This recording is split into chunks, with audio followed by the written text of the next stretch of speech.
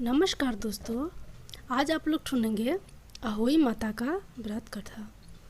कार्तिक मास की अष्टमी को अहोई अष्टमी का व्रत किया जाता है। इस दिन महिलाएं अपनी संतान की सलामती और लंबी आयु के लिए व्रत करती हैं। पूरे दिन निर्जला रहकर शाम को तारे देखकर व्रत को खोलती हैं। व्रत रखकर अहोई माता की पूजा की जाती है और उनकी कथा पढ़ी जाती है। शाम को माँ अहोई की कथा पढ़ने और बच्चों को सुनाने के बाद तारे देखने के बाद व्रत खोला जाता है। इस दिन व्रती महिलाएं चाकू आदि का इस्तेमाल नहीं करती हैं। अहोई माता का व्रत कथा इस प्रकार है। साहूकार की बेटी जहाँ मिट्टी काट रही थी, उस स्थान पर शाही अपने साथ बेटों के साथ रहती थी।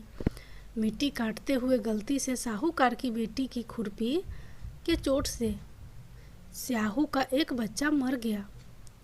इस पर क्रोधित होकर स्याहू ने कहा कि मैं तुम्हारी कोख बांध दूंगी। स्याहू के वचन सुनकर साहूकार की बेटी अपनी सातों भाभियों से एक एक कर विनती करती है कि वह उसके बदले अपनी कोख बंधवा ले। सबसे छोटी भाभी ननद के बदले अपनी कोख बंधवाने के लिए तैयार हो जाती है। इसके बाद छोटी भाभी के जो भी बच्चे होते हैं वे 7 दिन बाद मर जाते हैं।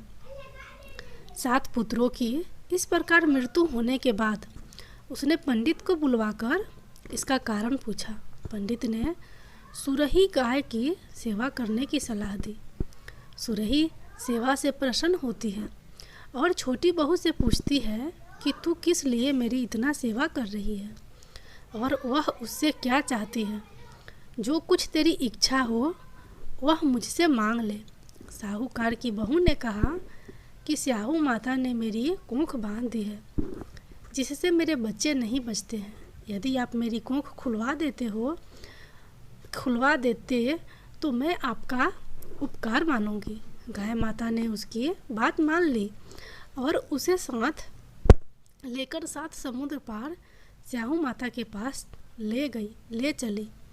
रास्ते में थक जाने पर दोनों आराम करने लगते हैं।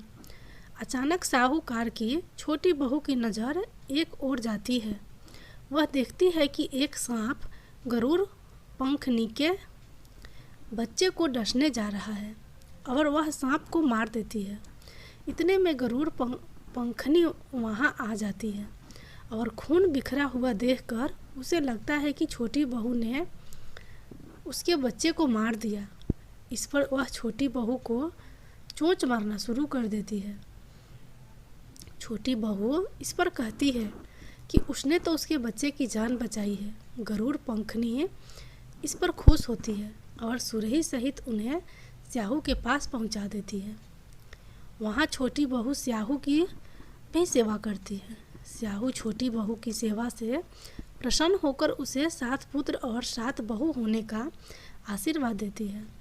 स्याहू छोटी बहू को 7 पुत्र और 7 पुत्र वधुओं का आशीर्वाद देती है और कहती है कि घर जाने पर तू अहोई माता का उद्यापन करना। 7 अहोई बनाकर 7 कराही देना। उसने घर लौटकर देखा तो उसके 7 बेटे और 7 बहुएं बेटी हुई मिली।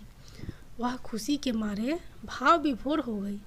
उसने 7 अहोई बनाकर सातक राही देकर उद्यापन किया।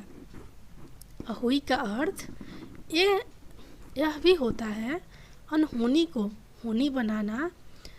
जैसे साहूकार की छोटी बहू ने कर दिखाया था, जिस तरह अहोई माता ने उस साहूकार की बहू को कोख को खोल दिया, उसी प्रकार इस व्रत को करने वाली और कथा सुनने वाले सभी नारियों की अभिलाषा पूर्ण करें। जय अहोई माता।